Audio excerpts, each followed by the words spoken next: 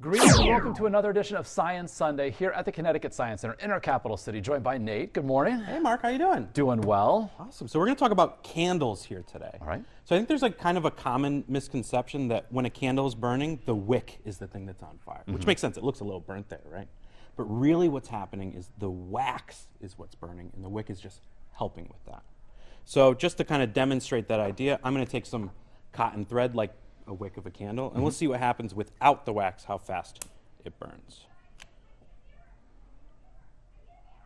So if this were a candle I was lighting in my room, it's going to be gone in Very quickly. very quick amount of time. This may last, more than a whole day.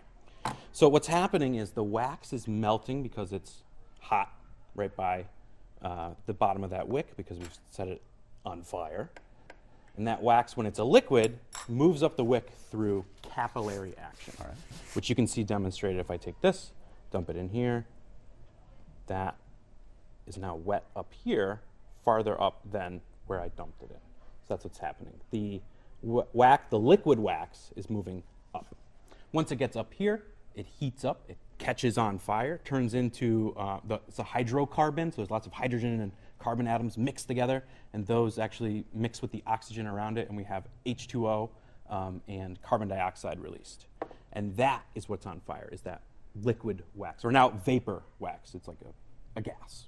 And because of that process is why we don't have a puddle of wax when the candle burns down. So some of it melts and then moves down the side, but if it didn't vaporize and then catch on fire and move up, then the entire candle would be melted on the bottom. Okay. So something cool that you can do, and we'll demonstrate this, is that if I blow out this candle, that vapor still is going to be hot and moving upwards, and I can set that vapor back on fire without even touching the wick. So if I get my fire ready right here, and then I blow it out. Ooh, we'll try it again. We can do it a little farther away too. It catches back on fire even though the flame was higher up, because that gaseous wax caught back on fire and not the wick. Good stuff. Yeah.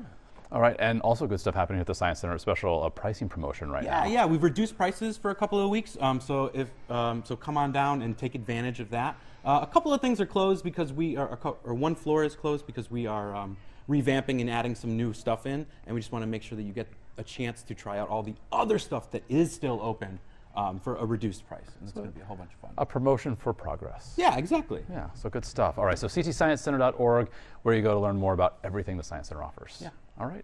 Nate, thank you so much. Of course, we'll see you for another edition of Science Sunday next weekend.